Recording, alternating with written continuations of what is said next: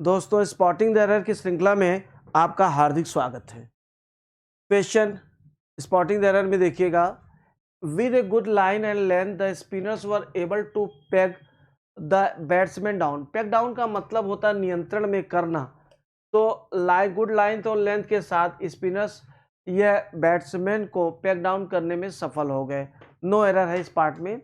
The sea looks as if, ध्यान रखिएगा, as if का मतलब मानो कि जैसे कि।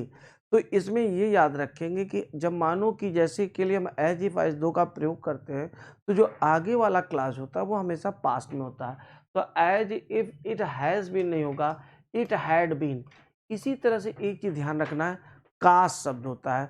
तो जो काश होता है, काश का मतलब होता है, काश के लिए हम किसका किसका प्रयोग करते हैं, would that, O that, O O that, if only, I wish, we wish का प्रयोग करते। तो इसके आगे होना के लिए हम वर का प्रयोग करते। काश मैं राजा होता, I wish I were a king, would that I were a king. काश मैं पढ़ाता, वुड दैट आई टाट, काश मैंने पढ़ाया होता, वुड दैट आई हैड टाट। तो अगर हम भूतकाल की बात करेंगे तो यहाँ पे ध्यान रखेंगे होना के लिए काश के साथ वर का प्रयोग होगा, और अन्य क्रिया जब आएगी तो उसमें वर्तमान यानी प्रेजेंट और फ्यूचर के लिए हम सिंपल पास्ट का प्रयोग कर देंगे, यानी वर्ब की सेकंड फॉर्म का प्रयोग करेंगे।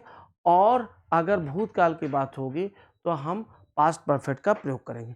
ये ध्यान रखिएगा, सेंटेंस आपके सामने। इसी तरह मानो कि जैसे के लिए जब हम एज इफ और एज दो का प्रयोग करते हैं तो उस कंडीशन में एज इफ और एज दो जो होता है वो होना के लिए आगे वर का प्रयोग करेंगे और बाकी के लिए उसका हम पास्ट करेंगे। जैसे वह इस तरह बात करता है मानो कि वह कोई राजा हो, he talks as if he were a king. आगे क्वेश्चन नंबर 13 में देखें, the fact of me being नहीं होगा, the fact of my being का आप प्रयोग करें। तो माई बीइंग याद रखेंगे, जीरन के साथ जब हम किसी नाउन या प्रोनाउन का प्रयोग करते हैं तो ये हमेशा पॉजिटिव केस में होता है। If a noun or pronoun comes before the gerund it is always in positive case. तो the fact of my being a stranger, each of the students in the computer class has to type. Each of the student, मैंने बताया था पीछे के lecture में कि each क्या है, सिंगुलर है। अगर ईच सिंगुलर है तो आगे इसके लिए दियर ओन नहीं होगा, क्या हो जाएगा, हिज ओन होगा। Question number 15, by the time we got our tickets, याद करिएगा पास्ट परफेक्ट टेंस आपने पढ़ा हुआ है। तो पास्ट परफेक्ट मतलब that is past of the past. जिस समय तक हम लोगों ने टिकट खरीदा, and enter the cinema theatre, और जब हम सिनेमा थिएटर में एंटर किए, सो वाज ऑलरेडी बिगन नहीं होगा, सो उसके पहले शुरुआत शो की हो चुकी थी। तो जब भूतकाल के दो कार्यों की हम बात करते हैं तो उसमें जो कार्य पहले होता है उसे हम पास्ट परफेक्ट लेते हैं। तो सो वाज नहीं होगा प्यारे, सो हैड ऑलरेडी बिगन हो जाएगा।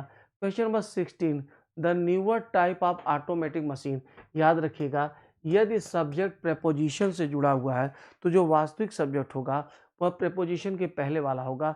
तो प्रेपोजिशन के पहले क्या है देखते जाइएगा, टाइप दिया गया, तो टाइप दिया गया तो टाइप की वजह से क्या हो जाएगा, यहाँ पे ये वास नहीं होगा, वासेज हो जाएगा। In spite of the road block the guards allowed us, याद रखिएगा allowed us to enter, right. Let के साथ, लेट के बाद क्रिया के नाम फॉर्म प्लस देना, तो लेट के बाद जो आता है वो बेयर इन्फिनिटिव होता है। लेकिन अलाउ और परमिट के बाद जो आता है वो टू वी वन होता है, अलाउड अस टू एंटर हो जाएगा।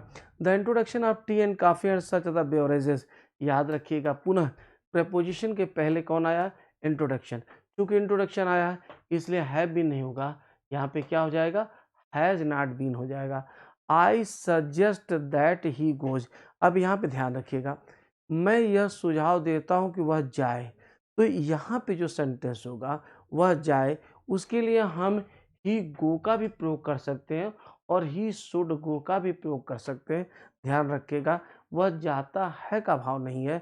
मैं सुझाव ये देता हूँ कि आप अंग्रेजी बोलें, तो यू स्पीक इंग्लिश भी हो सकता है, यू शुड स्पीक इंग्लिश का भी प्रयोग हो सकता है, यानी गोज का प्रयोग नहीं होगा। I do not know where could he have gone, कभी भी याद रखिएगा अगर सेकेंड क्लास WH से जुड़ा हुआ है तो वह सेकेंड क्लास कभी भी इंट्रोगेटिव नेचर का नहीं हो सकता है। इंट्रोगेटिव नेचर और असर्टिव नेचर में एक फ़र्क है। इंट्रोगेटिव नेचर में सब्जेक्ट के पहले हेल्पिंग वर्ब आती है, तो where he could have gone होगा, where he could have gone नहीं होगा। इतनी बात सबको समझ में आ गई। तो उम्मीद कर रहा हूँ कि मैं छोटे छोटे वीडियोज़ आपको दे रहा हूँ ताकि आप उबे ना और आप अच्छे से कर ले जाएं। Thank you very much.